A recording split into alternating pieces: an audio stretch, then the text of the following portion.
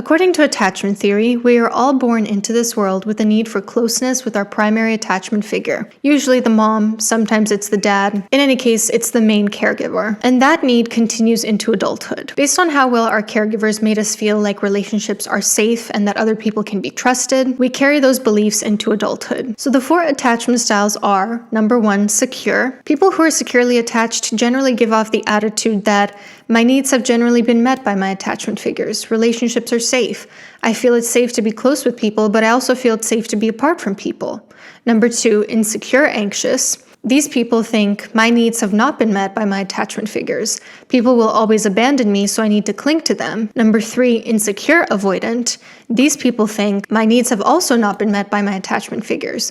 People will always abandon me, so let me push them away before they even have a chance to. And number 4, insecure disorganized. People with this attachment style generally think my needs have not been met by my attachment figures, likely due to very unpredictable relationships. Sometimes I push people away because it feels like they're swallowing me whole, and other times I cling to them because it feels like they're abandoning me. Now, attachment theory is a well-respected, evidence-based theory within the field of psychology. It has amassed a massive amount of research behind it. For example, showing that attachment style tends to be relatively stable from childhood to adulthood. But the question that we need to talk about in this video is, has anyone ever made you feel like the problem was your attachment style when really it was their behavior? Because online there's been a lot of discourse lately, especially among women, about the ways in which attachment theory can be used to pathologize normal reactions to shitty and even abusive behavior. For example, telling women that they're just insecurely attached because they have an issue with people being unresponsive or hot and cold behavior from men they're dating. So let's talk about it. Does attachment theory pathologize abuse victims? Or is something else going on? Like, I don't know,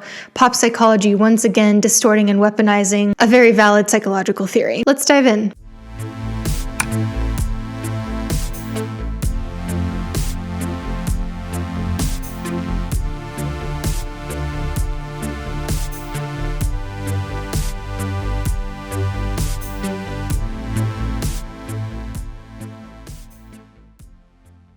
So I want to react to 2 different TikToks that I watched on this topic, starting with Samantha dating strategy. Can we stop telling women who are responding normally to mistreatment that they're anxiously attached? There's so many videos on TikTok where this girl is saying, you know, I went out with this guy and now he hasn't texted me back for like 48 hours.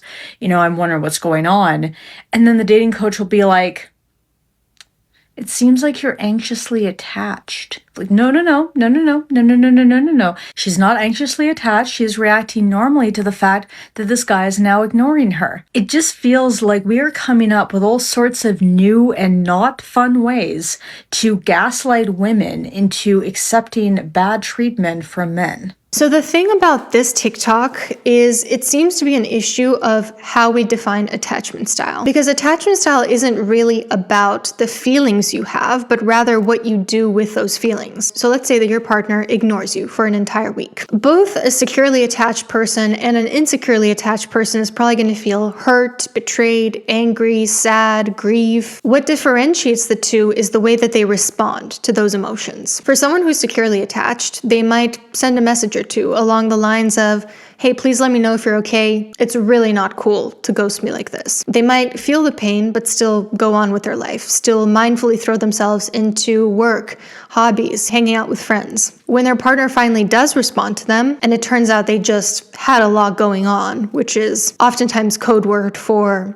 I'm cheating on you or I'm not that into you. Someone with secure attachment is either going to put them on relationship probation or break up with them because their behavior is disrespectful. On the other hand, someone with insecure attachment style might send countless texts in increasing levels of dysregulation. They might be so preoccupied with the abandonment that they keep ruminating and obsessing over it, and they're unable to enjoy their life and enjoy their responsibilities. They might even go cheat on that person because they feel like they cannot handle how painful the emotions are and the fact that they can't stop obsessing over the situation. And when their partner finally does text them back, they feel this immense relief, and they'll do anything to chase that feeling of relief, which means they'll probably take their partner back. So yeah, it would be a gross misuse of attachment theory to imply that someone is just insecurely attached for having a negative reaction to somebody's hot and cold behavior. That's just excusing bad behavior by pathologizing the person on the receiving end of it and invalidating their feelings. But in reality, attachment theory acknowledges that everybody need and desires reciprocal, reliable, safe relationships. It does not make you insecurely attached to have that need and to not like when someone's not meeting that need for you. That is a huge distortion caused by people who don't even understand attachment theory. Similarly, it would be a gross misuse of attachment theory to imply that someone is just avoidantly attached because they're not that into you, or they're not responding to you that often, or because they're not okay with you coming off a little bit too strong. Just because someone doesn't like a behavior that is harmful doesn't mean that they have insecure attachment style. People with secure attachment style, it's not like they never experience painful emotions in response to other people's bad behavior in relationships. They do experience those, and they do set boundaries regarding those bad behaviors. But this next TikTok is kind of the exact reverse situation. So let's look at this one. Every once in a while, I'll get comments or direct messages from people that'll say, you're describing anxious avoidant dynamic. That's not the same as abuse, because abuse is intentional. And somebody operating from their trauma responses isn't being intentional and should not be classified as abuse. Or you're describing a mental health challenge. That's not the same as abuse either. And to all of them, I say the same thing. I strongly disagree, because abuse is a pattern of behavior. So if you engage in a pattern of behavior, then you are behaving in an abusive manner. Intentional or not, the impact is still the same. I excused my ex's abusive behavior as anxious attachment style for 3 years. All of his behaviors were fueled by his fear of abandonment. Incessant texting while I was grocery shopping or visiting family, constant accusations of cheating, this unattainable desire for me to prove my love, perceived rejection sensitivities, guilt trips and manipulation tactics that would follow whenever I would center my needs instead of his. While he may not have intended to be abusive, that was the impact. Reacting to your unchecked trauma has the potential to be abusive. And truthfully, the moment your partner says to you, hey, that behavior is hurtful, and you continue to engage in that behavior, is the moment you're moving from unintentional to intentional. If you've never seen one of these things before, it's the power and control wheel. And let me tell you that all of the behaviors that I described that my ex used to do as an anxious attacher fall in to the power and control wheel. They fall under the emotional abuse tactics, the isolation tactics, and the minimizing, denying, and blaming tactics. All of these behaviors came out when he was triggered and I didn't do what he wanted me to do. And all of them are power and control behaviors. Someone else sent me a message saying it's misleading to call this behavior abusive because it minimizes more severe situations. I believe emotionally abusive behavior is way more common than we think. We don't need to drive our partners into a mental hospital for it to be emotional abuse. I see this behavior everywhere, and it's not only role modeled, it's romanticized. I just watched this TV show the other day where this guy who in the relationship was a liar and a cheater was trying to win his girlfriend back by doing all these grand romantic gestures. And she saw all of these gestures as declarations of love and decided to take him back. And all I could think to myself was, why the hell are we romanticizing love bombing? It's setting a terrible example and harmful expectations for younger generations. The truth is, I see emotional abuse in a lot of relationships because most people are operating from their unhealed trauma.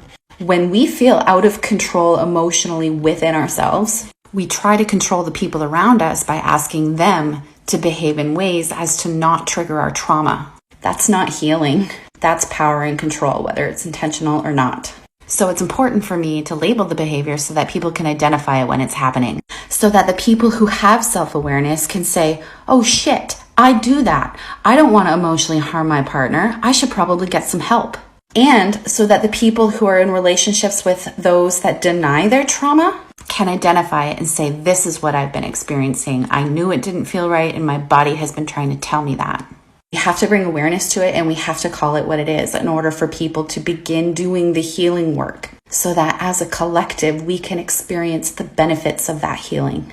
And I think that the people who get upset with me by calling these behaviors abusive are getting upset because they associate abuse with being a bad person. But I don't define people by their behavior. Good people can and do make harmful choices, but that doesn't make them bad people. It makes them hurt and in need of some healing. But at the end of the day, the behavior is still abusive. Yeah, so I would not say that abuse is usually intentional. People often wonder when they're dealing with abuse, like, is this person doing it on purpose or can they just not help it? First of all, it doesn't really matter, right? Like, abuse is abuse, whether or not it's intentional. But if I were to guess which one it is most of the time, I think most of the time it's unintentional. I think abusers think that they're doing the right thing, that they're being a good person. They convince themselves of that.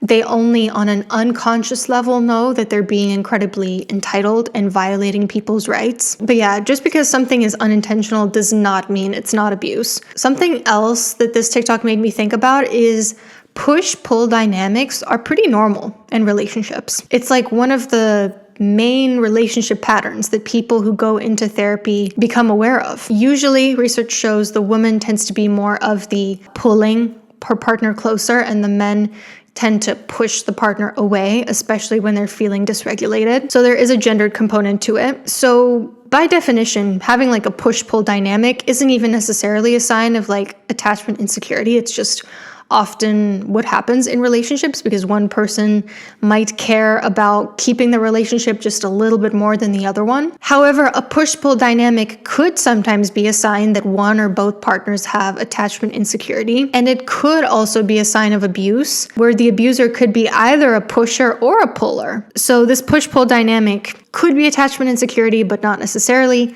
Could be a sign of abuse, but not necessarily. They're distinct concepts. Attachment security is the feeling that relationships are not safe and dependable and reacting to that feeling in unproductive ways, whereas abuse is exerting power and control over another person to your benefit and their detriment. Has nothing to do with intentionality. It can happen unintentionally as well, but these two things are different constructs. So someone could be anxiously attached, where they're constantly seeking out connection with someone unavailable, but they're not harming them. Or they could be avoidantly attached, where they're constantly pushing the other person away, but they're not mistreating them. Or they could be emotionally abusing someone and being very possessive and jealous and clingy and isolating that person in part due to anxious attachment. Or they could be emotionally abusing someone and discarding them, breadcrumbing them, belittling them, in part due to avoidant attachment. At the end of the day, abuse is not necessarily just about attachment style. It's about entitlement to having what best serves your needs at the cost of other people's rights. Attachment insecurity is about relational safety. They are not one and the same. So whenever I see a video like these two that I shared today pop up on my page, a part of me feels just a little bit protective of the field of attachment psychology because the people criticizing it aren't usually criticizing attachment theory. They're criticizing a watered down, distorted, weaponized version of it that non-experts have presented to them. But on the other hand, I always think it's important to call out when something that's supposed to be helpful is being weaponized by a minority of people. And like with any theory, attachment theory is not the end-all be-all. It doesn't explain every single dynamic, and it shouldn't be used as such. You know, like explaining why somebody is abusive to another person, the explanation doesn't always lie in attachment style. There's usually other stuff going on as well. But what do you guys think about this? And has this ever happened to you where somebody tried to pathologize your response to their bad behavior as just calling you insecurely attached? See you in the next one. Tell me what you need, tell me what you need, tell me.